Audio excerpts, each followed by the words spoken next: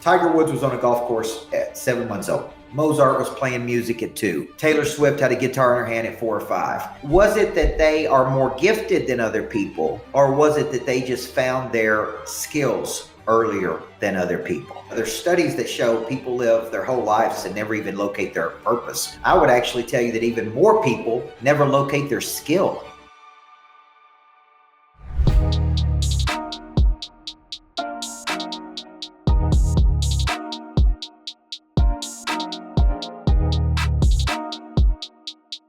Excited about today's guest. We have with us Coach Michael Burt out of Nashville, Tennessee. Michael, thank you so much for being here. Absolutely. Thank you guys for having me, man. Yeah, I'm delighted to be with you. Yeah. And if you're listening to this, Michael is in downtown Nashville. And right off Broadway. I can see it in his background. Yeah. And I'm jealous of you already. Yeah.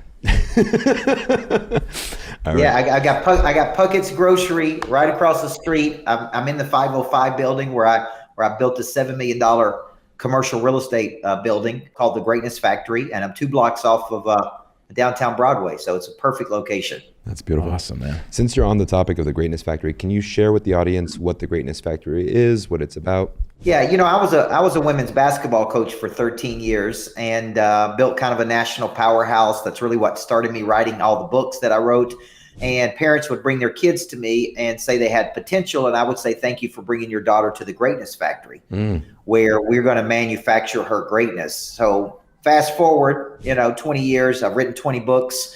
And I'm like, man, I need to build something where adults can go to become great. So I built a $7 million commercial real estate structure. It's got 3 levels. It's got co-working, private offices, podcast studio, 109-person state-of-the-art theater. Just a really cool place. We got a bunch of famous people here today doing podcasts and using my theater. So it's just a place where entrepreneurs go because they make a decision to leave their amateur desires behind and go pro. Love it. Love it.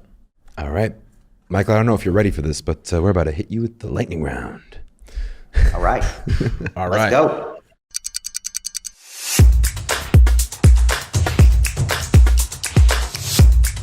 Audio Jungle.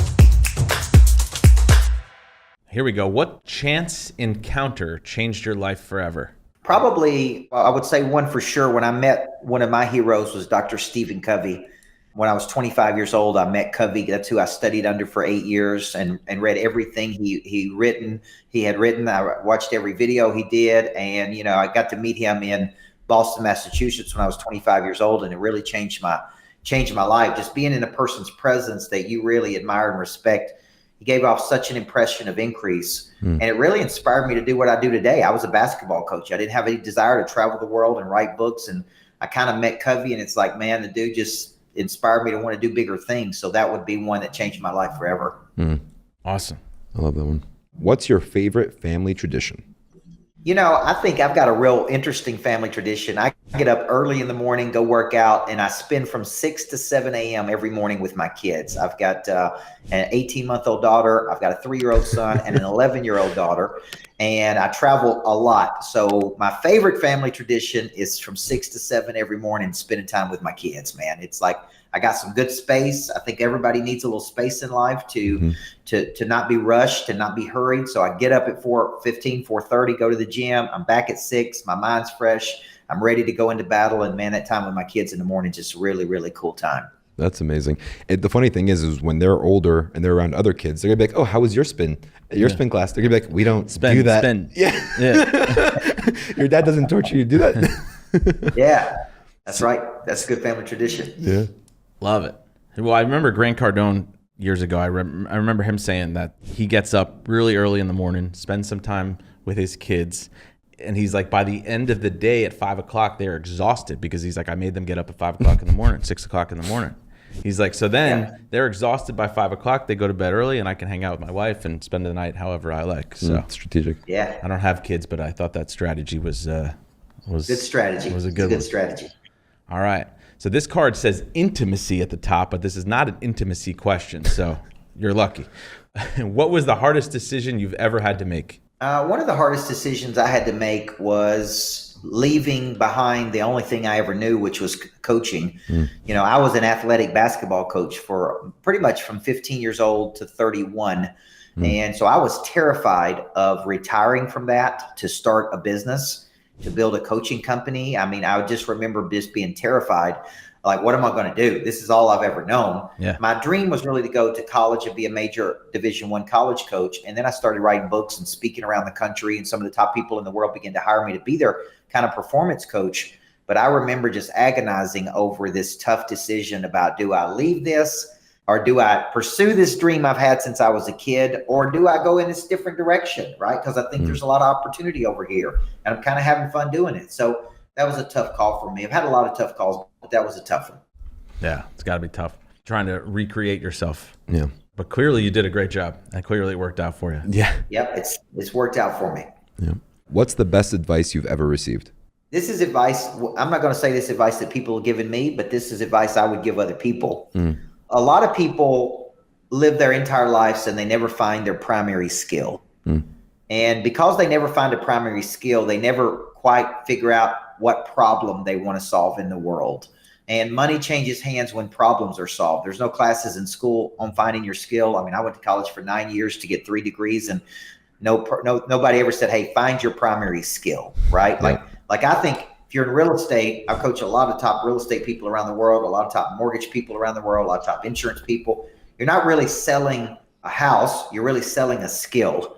You know, you are selling a house, but what really gets you to sell the house is people are coming to you because you have such a strong skill. So I teach people how to find their primary skill, how to package that skill, how to market that skill, and ultimately how to monetize that skill. And most people have a primary skill, and then they layer on secondary skills. So the advice I tell people is don't necessarily try to find your passion first, although pursue a curiosity. I would say locate your skill, then locate the problem you want to solve. Your purpose will find you, and most likely your passion will find you as well. I like that. We're going to dig into That's a great that answer, yeah. All right. What are some of your personal rules that you refuse to break? I'm big on standards. You know, I believe that great top 1% people, that's part of my book, Flip the Switch. There's a chapter where I broke down the habits, the top 5 habits of the top 1% of performers. And if you study the top performers in the world, they have a very strong identity. They have an identity that can't be broken by other people. That identity was developed somewhere, typically when they're young, but they start to develop a concept of themselves that cannot be broken by other people.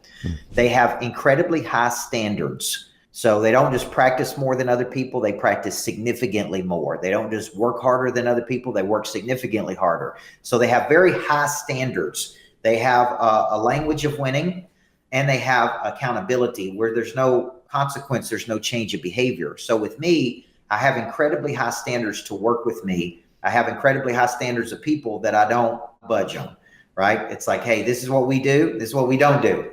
Right. So, and I'm trying to push people to be the top 1%. So I would say with me, those are the standards on how we work, on how many calls we make, and how we follow up, and what kind of cadence and rhythm.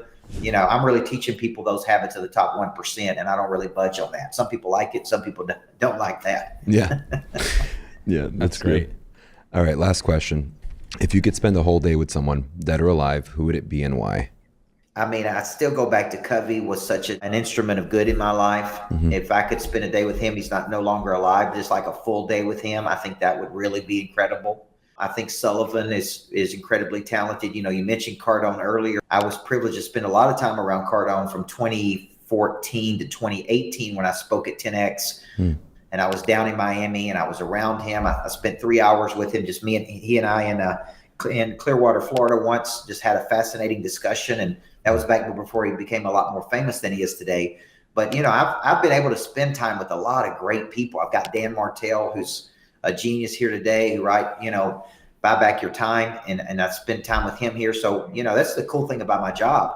If you're really good at what you do, you get in rooms with people who are really talented, and people you used to buy their books, you're now hanging out with, you know, and you're now around them, and you now get to spend time with them. And I remember buying, when I was 31 years old, I bought How to Grow Your Financial IQ by Kiyosaki, because I was a basketball coach and I didn't have a real strong financial IQ. And Sharon Lecter is really who wrote that book. She was Kiyosaki's partner for the first 10 books. She wrote Rich Dad, Poor Dad. And, you know, I go to buy her book at 31. By 41, I'm having dinner at her house and we're on tour together. You know, awesome. It's like, that's a cool way to do it, right? Like instead of just reading their books, like actually get to know them and be friends with them. So I get to spend time with a lot of good people that I learn, man. I really just listen, and I'm very humble when it comes to learning, and I just approach, be humble, be hungry, be teachable, be alert, be curious, and be responsive. And so, man, there's so many talented people in the world. Just be open versus closed. That's the thing I would tell everybody. That's so good. That's great. Our motto is always proximity over everything. That's the biggest thing. Yeah. It's all about who you surround yourself with, which is really one of the main reasons we started this podcast, so that we could, have high level conversations with people like yourself on a weekly basis. And we realized that sharing these conversations would be beneficial for a lot of other people too. So that was really the 100%. premise. Yeah. Good for you. And all that's good and fun, but let's get into the fun stuff here. I was doing some due diligence and preparing for our meeting today and our podcast episode with you.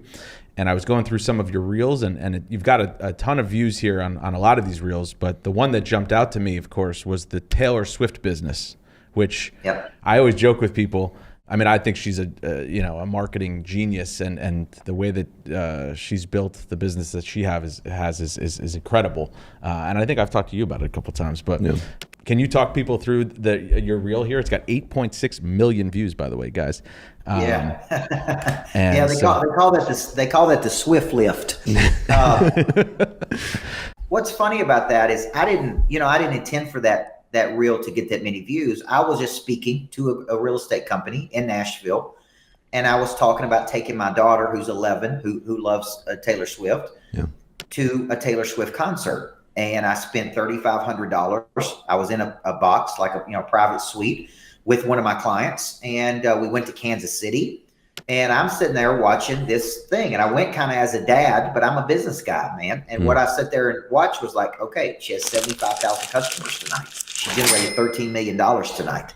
Yeah. She's going to turn around and do this again tomorrow night and generate $13 million more dollars. Then she's going to turn around and do it again the next night and generate $13 million. But I look at it like a business transaction, like she's figured out a way to connect to millions of people. And if you're a business person, you have to respect that. Yeah. But even beyond that, I respect mastery. If you go back and study her, she really had a guitar in her hand at, 5 or 6 years old. She was playing at county fairs at 11. I actually saw her perform in Nashville at the stadium, Titan Stadium, to 55,000 people when she was 13 years old. Wow. So what I look at is she's had a long cycle of practice, a long cycle of obedience. And for a guy who coaches people, you can tell when people are very skilled. Yeah. And you can tell when it's like, that's really what I was saying in that video. Yeah. Right? That's so right. when you think about it, it's like that video struck a chord. 8 million people watched that video, 400,000 likes, thousands of comments. And people said everything from I was a terrible dad to taking my daughter to see Taylor Swift to, no, this is great. It's like, man, she wanted to go. I wanted to spend some time with my daughter. We went away on a trip. It was a great trip. And when I was done, I asked my daughter, what did you learn tonight? And she said, Dad, I'm thinking bigger. And is that worth the $3,500? Of course it is. Is it worth me creating a memory? It's like Dana White. It's interesting to me because they asked Dana White what his thoughts were about money. And he said, I use money to create memories. That's what money is for. And I thought, I've never heard a person say that. Yeah. But me and my daughter will always have that experience together. Yeah. And it didn't matter if it cost $10,000 or $20,000. And so people are like, oh my God, I can't believe you spent $3,500. Man, it was one of the greatest lessons in mind expansion for my kid that she'll ever get. Yeah. And it was just a great experience for me and my daughter. So, and I appreciate all the people that hated on the video because they really jumped my algorithm significantly. That's great. This is a good segue then. So you're talking about her exposure, like going to the concert with you made her think bigger. How does a basketball coach think bigger to get into the world of entrepreneurship? It was kind of unintentional. I'd like to tell you that I kind of created this grand scheme of things and tell you that, man, I'd be speaking on stages like 10X at, X number of years later, but that's not really how it happened. I really just developed a very strong skill in inner engineering people, in packaging and codifying concepts, in activating what I call the prey drive in people. So what big time people recognize skill in other people. They can go, now this dude's got a really strong skill. And that's really what happened to me is I was winning games using my skill of inner engineering, building competitive intelligence, the world kind of began to notice that I really knew how to coach people, and I was doing it in a different way. So that prompted me to write books. The more I wrote books, the more people wanted me to speak. The more people wanted me to speak, I'd go speak, and the more people say, I want you to be my coach. And the next thing you know, man, I was signing 6-figure contracts with companies as a high school basketball coach for me to be a coach of companies. Yeah. And that's ultimately why I had to retire. It's like I couldn't do both of these things at one time. I couldn't be a high school coach and teacher and go coach Dell Computers at the same time. Yeah. Right. And so it's like, my boss was like, look, man, we love you. We don't want to lose you. We just don't have any more money to give you. Yeah. And when I could go out into the business world and make more in a day than I could in a year, or now even sometimes more in an hour than I did in a whole year as a basketball coach, it's like, man, I had to think about the economics of this. I'm like, man, I have a skill. The business world would pay 10 times for this skill what this world would pay for it. Yep. And I'm like, I enjoy it. So that's really what happened to me. So I've been able to get in some of the biggest rooms in the world because those other big time people, whether it be a Grover or a Milet or anybody that you study, recognize skill in other people. Yeah. And they go, this little dude can coach, Yeah. and wherever it came from my past, came from starting coaching at 15. It came from, writing 20 books. It came from really being a student of human behavior. And so I think that's what's got me in some of these rooms and some of the biggest stages. Now I have figured out how to monetize that, which means how to convert my intellectual property into monetization, speaking, coaching, training, leading, publishing, licensing, strategic partnerships, private equity, now into building commercial structures. You know what I'm saying? Like I figured out somewhere along the way, guys, I can take my ability to coach and convert it to millions of dollars. And that's really something a lot of people can't figure out. And I don't know how I figured it out, but it's like, man, that's just a skill that I picked up, I think, from just studying so many great business people. Yeah. The money is great, but that just shows how much of an impact you can make. It's a greater impact. That's just a reflection of it. I guess the question really is that you went over one thing. You said finding the skill, and that's one thing that you're really good at doing. I can't help but think about Ted Lasso when you speak sometimes, because it's like you're trying to find and develop the people that you're working with. What's like the steps to helping someone find their skill and help them embrace that? Yeah, that's a great question. And think about, there's studies that show people live their whole lives. 87% of people live their whole lives and never even locate their purpose. Yeah. I would actually tell you that even more people never locate their skill. And I want you to think of a skill as some superior ability that you have. It's probably detected early in life. It's recognized by other people. The market rewards it at a very high multiple. People tell you you're really good at this, and you can't see it because it's natural to you. It's like a birthday gift. It was given to you at birth. Yep. Right? Now, think about this. Tiger Woods was on a golf course at 7 months old. Mozart was playing music at 2. Taylor Swift had a guitar in her hand at 4 or 5. Was it that they are more gifted than other people, or was it that they just found their skills earlier than other people?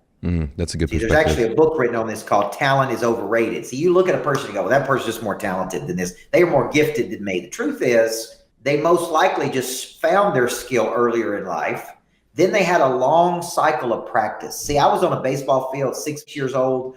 My coach at 6 years old said, son, when you grow up, you're going to be a great coach. Like I heard this my whole life. My high school coach called me professor. I heard from the time I was 6 till I graduated, you're going to be a great coach one day. So it's like when you're finding your skill, there's 4 questions I like to ask people. Number 1, what do you love doing where time loses all meaning? You're curious about it. It's like you're fascinated by this. Like what's a deep, deep, deep passion? You go, man, I love doing this. What are you naturally good at? My wife can cook without recipes. Okay. She can design a room with the eye. She's never had any formal training whatsoever in either cooking, hospitality, or in designing anything. But she can sit and design a greatness factory. She can cook without the recipe. She can, it's like she has all these natural talents. Now, what I helped her do is turn that into hospitality. What I helped her do is get into writing her own books. What I helped her do was like take that skill and figure out how to monetize that skill. Yeah. So she had the passion and she had the skill. Okay. So the third part of this equation is, where is there a need in the world that you can fulfill? You are uniquely qualified to solve a problem. Money changes hands when problems are solved. What skill do you have and what problem do you want to solve in the world? Okay. And when I start asking people these questions and showing them these diagrams, they start going, you know what? I've always had a talent and skill in this. I've always been really good at this, but they say very basic things like I'm good with people, or I got a great attitude, or I'm a hard worker. These are not really skills. Like, think of a skill as I can take something really complicated, deconstruct it, codify it, package it, market and sell it. That's a skill. You know, when I was interviewing Dan Martell today, he's got a real skill because he was a coder. So he sees everything like a formula, like he's coding something. Yeah. You know what I'm saying? So it's like every business he's built starts by his understanding of code and technology, and then he applies those things to the business world. I don't have that skill that he has. Yeah. So it's like, you know, I got to dig a little bit deeper, but most people spend less than 10 minutes in their whole life trying to find this skill. Yeah. Yeah. That's the sad part. Hey, this is Coach Michael Burt. I'm here at the Greatness Factory today, the Level 10 podcast studio. And as you can see behind, I got new imaging.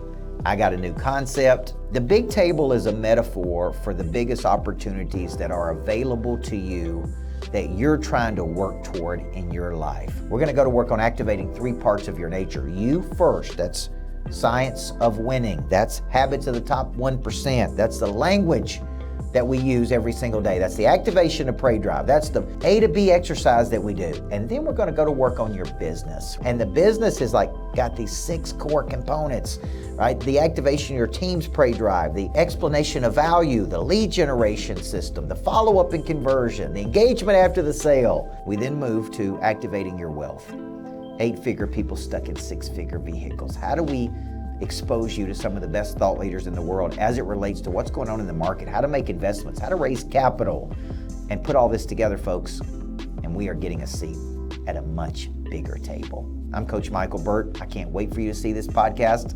It's called The Big Table. We're going to help you secure your seat there. Follow along, engage with me, and hit that subscribe button. You know, one of the questions I was going to ask you was, and you answered it, I think, was, do you have to enjoy your skill? Because sometimes people are really good at something and it's a skill for them, but they don't necessarily love doing it. Yeah. What's your thought on that? I think that's a great question. You know, I spent 4 years in the prison system rehabilitating maximum security offenders in the state of Tennessee. It was meaningful. 98% of people who go to prison will get out. They will turn around and go back to prison. We spend double the amount on prison systems in the United States than we do on education. They were taking my books and trying to rehabilitate the offenders. You know, that's the official name, offenders versus incarcerated. We're trying to rehabilitate people. It's very meaningful work. At the end of 4 years, I go, man, this is not a problem I want to solve. Yeah. So it's like, it's not that I couldn't do it. It's that I really said, this is not something I enjoy doing. Right. You understand where I'm going with this? Of course. So I actually believe just because you can solve a problem does not mean that's the problem you are supposed to be solving. Yeah. Right. So somebody asked me, do I like coaching real estate agents? I do like coaching the right ones. You know, do I like coaching mortgage originators? I do like coaching ones that are hungry, teachable. I don't like coaching people who are not hungry, not humble, not teachable. Right. So it's like, to me, it's like, I like coaching. Who do I like coaching? These people. Where do I like coaching? Places I own, real estate that I've bought. Right. Like, it's like, see, now I'm trying to get deeper with, okay, what do I love doing? Who do I love doing it with? Where do I love doing it? Like, you know, I've done it on cruises. I've done it in Mexico. I've done it in other countries. It's like, okay, who do I want to work with? What problem would I like to solve? And what gives me the most joy and purpose from solving these problems? I think that's how people should think about their skill. And if you're miserable doing it, you know, you hear a guy like Cardone talk about how he hated sales, but he became great at it. And that can be true, but it was a vehicle. It was a vehicle to get him to the next step. But I would argue with him that selling is really what made him a millionaire first, the ability to sell. Right. Well, the way I relate it to the real estate business, and again, you know, a lot of our listeners are real estate agents that either have a solo business or they're trying to build a team or they have a team. And I think what's tough is a lot of times, like I think about myself and probably you as well, like I'm really good on the phone. I'm good at hunting for business. I'm good at setting appointments, and I'm good at pre-qualifying. However, if I do that for the rest of my life, then I can't build a business, right? That's not a business. When I go on vacation and no one's on the phone, that's not a business, right? The business runs when you're on vacation and the money still comes in the door. So, you have to find a way to pull yourself out of that and figure out, is my skill really leadership, or, is my skill something else? So like that example I was giving you, that's something that I'm good at, but I don't know if that's I think leadership is broad. I think connection to people is a skill. Helping people locate their skills is a skill. So, it's like my best friend's a real estate agent. He's been in my coaching program for, 7 or 8 years. He was doing 35 transactions a year when I started coaching him. He's now doing about 219. I've coached agents doing 500 deals a year. But here's the deal. He came to me and he said, I want to make this amount of money. And I said, well, you can't do it the way you're doing it. The way you're doing it ain't going to work. It's like the way we're working ain't working. Yeah. You're going to keep doing 35 deals. You might get to 50, but you're never going to get to 200. You're never going to make a lot more money unless you build a team. And I'm like, do you enjoy coaching people? He's like, well, I really enjoy coaching young men, because he didn't have a father. His father died when he was young. He's like, I really enjoy coaching young men and how to be men, how to show up every day, because I didn't have that in my life. And I said, okay, let's go recruit 18 to 22-year-olds. And he did. Built out a team of 10 to 15 agents, coaches them every day. They go from 35 deals to, I think, 215. And I'm like, do you enjoy coaching these people? Do you enjoy this? So he's like, I don't really like real estate, but I do enjoy coaching these young men. And it's like, okay, we could use real estate for you to coach that way, right? Yeah. Because a lot of people say, I want to do what you do, like what I do. It's like, man, I want to coach people. And I'd say, well, it looks glamorous, but it's a tough business model. You're coaching people. They love you one day. They love somebody else the next day. You change their life. They forget about you. It's like, I'm like, this is not an easy business. Yeah. Like I can make a lot more money just owning the real estate that I own, or in other deals that I've been in part of, versus coaching. I coach because there's a part of coaching that I love. So when you're finding your skill, it's like, I got to get real down to the essence. Like, you're really good at this. You're really good at this X. This is your primary skill. And the more specific you can become, the more marketable that skill becomes. Yeah. So you can really say to other people, you're a specialist. See, I don't see real estate agents as real estate agents. I see them as entrepreneurs. They may have a very special skill set in negotiating, building teams, making people feel comfortable, helping people make emotional decisions or fight through emotions. Like, they're specialists. The top ones are specialists, not generalists. Yeah. I think what you said there is important, because like the gentleman you referred to that you coached, who built his team from 35 deals to 200 something, his specialty and his skill was leading those young men. But what we used to always say on our team was that once you teach them and guide them, they might be selling real estate today, but if things change and you want to have them now start doing loans or selling something else or another product and solar or whatever it may be, your skill doesn't have to change, right? Because it's still pre-qualifying, going on appointments and, negotiations. So it's an interesting way to look at it, because you're not necessarily teaching them the real estate component. You can bring that in at any point. Yeah, and I think the reason a lot of the top agents in the country have hired me is because I'm not going to tell them they need to knock on more doors or they need to make more calls. Somebody else can tell them that. I'm not interested in coaching real estate agents and how to do those things. I'm interested in taking people who have a real talent and skill, real desire, and helping them become people of interest, showing them how to package their skills, become known in the world, attract people to them. Like, that's really, and that's why my coaching is a lot different than a lot of the sales training out there. Because I'm not going to get into saying, you need to do this, you need to follow up 7 to 15 times, you need to engage with people after the sale. Like, to me, somebody else can coach on that. I'm going to take a guy who's doing 30, 40 deals. I'm going to say, man, let me get you to 200. Let me show you how to build a team. Let me show you how to develop people. Let me show you how to recruit and attract large numbers of people to you. Then we can really get into some serious opportunity here. Yeah. Because most of the people that are inquiring about hiring a coach already know what they need to do. They just they don't necessarily know how to scale. Yeah. That's right. Michael, can we go into that a little bit deeper then? In terms of being in the state of the market that we're in right now, we just had that NAR ruling where the commissions are no longer needed to be shared or paid for by the seller. There's a shortage of inventory. Competition's the highest it's ever been. How do you groom that agent? Let's say you were coaching us through it. How would you coach us through the 35 to the 215? Well, when you think about it, because I'm a coach, I play a lot of percentages, and the percentages tell me The average person's going to buy 4 to 7 houses in their lifetime. 67% of people use the very first person that contacts them, not the best one, not the most experienced one. So there's 2 real strategies here. How do I help you become more known in the world? How do I help you specialize so people know to come to you for a special skill set? And then how do I teach you how to attract people to you so you can build a team, and then really develop that team, because we don't want to get stuck in that 35 to 65 range. I did coach an agent once in Houston, Texas, who did like 115 deals by herself, but she's a freaking animal. Yeah. Like, you're not going to find people who do that by themselves. You know what I'm saying?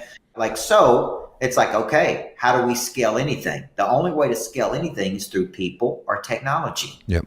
Okay. But the way I scaled quicker is I became known. And the way I become known is by doing master classes, writing books, becoming a person of interest, attracting thousands of leads. Like, I can do a webinar today and produce 500 leads for my sales team, right, in an hour. So if I were a real estate agent, how could I do that? Like, how could I create 500 leads in an hour without having to pay for 500 leads? Like, just through pure sweat equity. Yeah. So you would see a lot of the people I coach go this route of, okay, what's my version of what he's doing? I'm trying to attract people to me.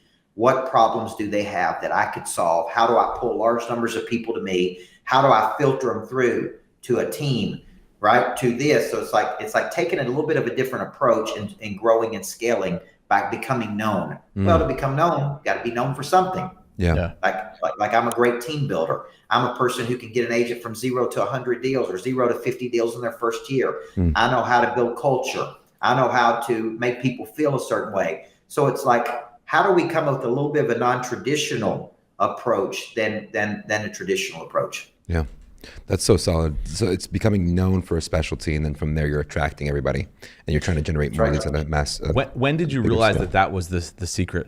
Because obviously, when I hear you saying becoming known, I think of like Instagram and social and obviously all the reels you're putting out and the content. Was that something that you've always focused on? Obviously, it sounds like a natural byproduct from the books. It's like I was coaching people. And I feel like I'm a very skilled coach, but I needed to become known in the world, right? And my first example of that was speaking at 10X, 10,000 people, Mandalay Bay. That changed my whole life because I went from being unknown to known. It's like I could walk around Mandalay Bay and nobody knew who I was the first couple of days. And then I spoke and it's like, boom, now I can't even go eat breakfast. I can't go anywhere. Yeah. But so it's like, it taught me the power of like, man, Cardone's right. Like your obscurity is a real problem for you. Yeah. So when it comes to me, it's like now it's like capture me doing what I do best, which is coach people, package it up correctly, get it on Instagram. Everything I do is organic. I'm not spending any money on those ads. I'm not spending any money to get in front of 10 million people on those particular things. But then it's like, okay, what can people do next? So I got to have a product suite. I speak, I coach, I train, I lead. I get calls every day to speak to real estate teams around the country, to coach people around the country. And a lot of them now are saying the same thing, man, I watch your reels every day. What if I didn't have something valuable to say? What if I didn't have a primary skill? What if I didn't understand how this game works? And so what I had to figure out that this is a business, it's freaking show business. I could lock up here at my greatness factory and sit here all day and say I'm a great coach, or I could get in that podcast studio and do podcasts with people, or I could do podcasts with you. Right? Because I get like 30 podcast requests a week. So it's like, and I only do so many because I'm just traveling and speaking. So it's like, okay, how do I take this, what I have for 30 years and get it out to the world? How do I market it? And I can market it through speaking. I can market it through reels. I can market it through webinars. I can market it through books when I write books. Like everything I do now when I write a book, like this is a new one I have out called The Making of a Coach. Yeah. The reason I would write this book is because I want people to know I can help them become a coach. Yeah. And so I've got programs called the Coach's Locker Room. So when people buy the book, I do a webinar, hour and a half webinar. So all you got to do is buy the book, $14.95.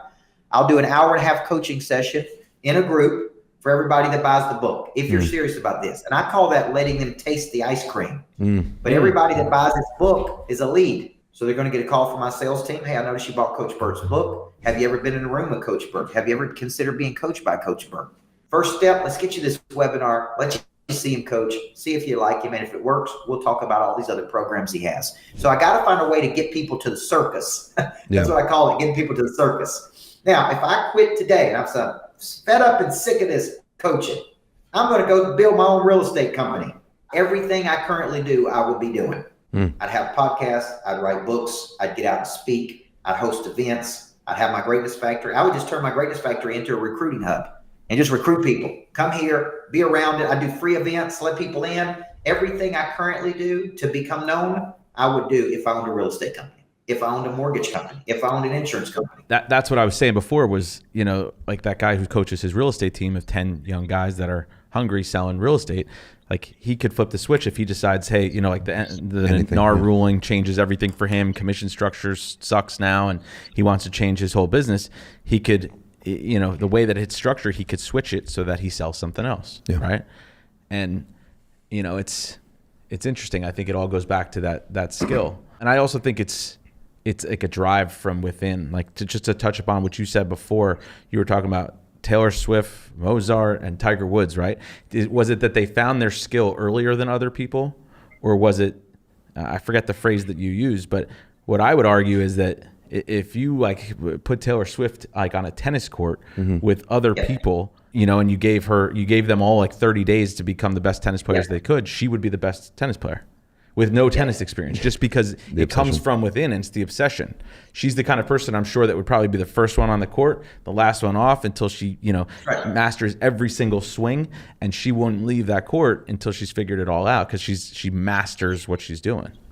So so if Tiger Woods' dad would have decided when he was 7 months old that he was going to be a football star, and he started practicing at 7 months old, how good would he be at football by the time he was 18? Maybe if Venus and Serena Williams' father decided they were going to play golf versus tennis, how good would they be by the time they were 18? Yeah. If I took my I've got an 18-month-old daughter right now, and if I took my 18-month-old daughter and I put her in singing lessons from the time she was 1 year old, how good would she be at singing when she was 18?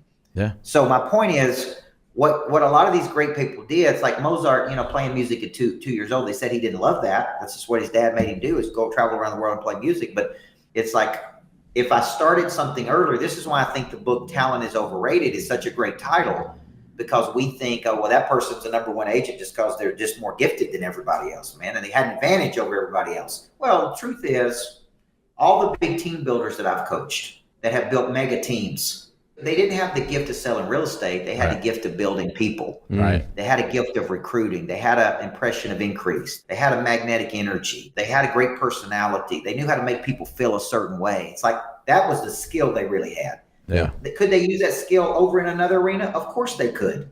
Just like I could use it to sell real estate if I wanted to. Now, the skill of selling should be a skill that's taught to every kid in America. The ability to articulate, sell, close deals, follow up, confidence. That should be a primary skill that's taught in schools, just like math is. I couldn't agree more. Like it ought to be the ability to communicate, ought to be taught in every school in America. So it's like, these are skills that I was just lucked into. I had a speaking coach when I was 15. Wow. I was speaking to audiences of like 6,000 people at 15 years old. It was like, I started early. So it doesn't surprise me that I'm 47 and for the last 32 years, this is what I've been doing, because it's like I had so much training as a kid. You know what I'm saying? So it's like it kind of gave me an advantage in a lot of areas that I really didn't even realize I was having an advantage until later in life. Yeah. Well, you started selling drugs at an early age, right? That's just a joke. That's a joke. Question. Now, in terms of like, this is just as you're talking, I'm reflecting on some of our journeys, and we were very good at building, but we were very bad at recruiting, I would say. And then once we brought people into our organization, we would basically protect them like they were family. The recruiting element was a skill that we needed to develop, because it's like that midway skill, right, between getting the people in there and developing them. What would you... Was it recruiting though, or culture? Sorry, I'll let you No, ask. I think it was recruiting more than anything else. How would you coach or teach someone to develop, or what resources should they use to be able to become better recruiters, to attract people into their organization? I think you got to study what makes a person attractive. And I wrote a book on this called Person of Interest. And I do a 2-day virtual event called Person of Interest, because the truth is, it's a whole lot easier to attract than it is to chase. So when I wrote the book Person of Interest many years ago, I actually studied what made people more attractive to the market. And what I found out is they had certain knowledge, They had a very specific knowledge. They had some type of impeccable skill. They had a big engine, big prey drive. They had a contagious confidence. They had great connectivity or connectivity where people could connect to them. It's called a famous energy. They had deep networks, and they had a likability, like people gravitated toward them, right? And so if you could look at those ingredients, so when I teach that course, I'm like, look at these and tell me what you're missing. And people may say, well, I lack confidence. Well, people of interest don't just have confidence, they have contagious confidence. They have remarkable boldness. They're not just confident, they're remarkably bold. People that are people of interest don't just have some work ethic, they have an incredible work ethic. Yeah. They don't have a knowledge, they got a very specific knowledge. So what we got to do is we got to look at what makes a person attractive. Now, outside of, features like tall, and I was on Ron Panetta's podcast, and we started talking, and during the podcast, and he goes, you really shouldn't be as successful as you are. You got a Southern accent. You're a little bald-headed dude. He's like, you're not Tony Robbins. You're not 6'8". You don't have Cardone's looks. And I'm paraphrasing this, but I'm like, man, what are you trying to say? Are you trying to say I'm ugly? But what he was saying was, it doesn't look like I should be able to do these things, but I've somehow figured out how to capitalize on my skill set. And he said, that's what makes you attractive, your personality and your skill set. And I think that's true. What is attractive? Like, if you look at my wife, she's beautiful. People are like, how did you get her? How did you get that? I'm like, confidence, man. I just had a skill and some confidence. But the truth is, why are people attracted to people? They're attracted to them because they're going somewhere. The vision. They're attracted to them because when I'm with you, I feel better about me. They're attracted to them because of their contagious enthusiasm. They're attracted to them because, man, they got great connection skills. They're attracted to them because of their attitude, which is a posture of the body. So it's like, I'm interviewing Dan Martell in there a minute ago, and it's like, man, the dude is just smart. But he's got a great spirit. I'm more attracted to his spirit than just how smart the dude is, right? It's like, that's a dude I'd want in my corner. That's a dude I'd like to read his book. That's a dude I'd like to introduce to other people. And some people I meet that are famous don't have that. It's very transactional. It's like, man, that's not a person I want to help, or it wasn't a good experience working with them. It's like, I look at a person's spirit, and I'm like, man, you got a great spirit about you. You're humble, you're hungry, you're teachable, you wake up and you really genuinely want to help people. So I think what makes a person attractive is not looks. Like, the world tells you success is looks, money, fame, popularity, education, status. And I look at the world and go, sure, those things are nice, but I could be a great businessman and a lousy dad. I could be a great businessman and be a lousy husband. So see, I call that a successful failure. It's like, we're successful in one area, but we're failing in another area. And my mentor, Covey, said, man, success in one role doesn't justify failure in another role. Just because you're good at one thing don't mean you can be lousy at another thing. So it's like, that's what's attractive to me is, people doing something, people going somewhere. Question real quick on because we talked about being humble, hungry, and coachable. In terms of being humble, sometimes being humble stops you from being bold, being, overly enthusiastic. How would you coach someone who's struggling with being too humble, that they don't engage in being overly enthusiastic and kind of making their mark? Great question. Many years ago, when you write 20 books, you've written a book on almost anything, and I wrote a book on confidence. And one of the things people always asked me was, what's the difference between confidence and arrogance? And confidence is an internal knowing that you can create or manifest. It is a memory of success. You know how to do it. You feel good that you can do it.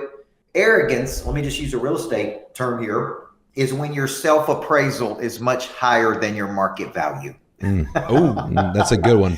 Right? It's like arrogance is where you're too busy being fabulous. And I see people all the time that are operating at a level, and that is a good level. But man, there's so many people operating at such a higher level. And I think knowing that and knowing your place in the world, it's like, man, I'm doing good, okay, but I'm not doing that. You know what I'm saying? It's like, I got a jet, but I ain't got a G450 or G550. You know what I'm saying? It's like let's keep it real here. And I call on people and they're like, no, I'm good. I don't need a coach. No, I'm good. I'm good. I'm doing good. And I'm like, man, it's the wrong attitude. Every major player in the world has somebody coaching them. All of them. If not multiple coaches. if not multiple coaches. And it's like, you don't get it, man. You're going to stay there until you get humble. So arrogance is like, I don't need anybody to help me. It's kind of rugged individualism, which is an anti-growth mindset. At the end of the day, you'll never get that big with that kind of arrogance. I love that. Where the self-appraisal is higher than market value. Your self-appraisal is higher Well than said. market. Yeah. I like that. Or self-indulged instead of being present. Awesome. Yep. Well, Michael, thank you so much for spending some time with us today. I think that was Awesome. great. Yep. Really, really great. Thank you so much. I think people will find it highly beneficial, and we do appreciate you spending some time with us. Yeah.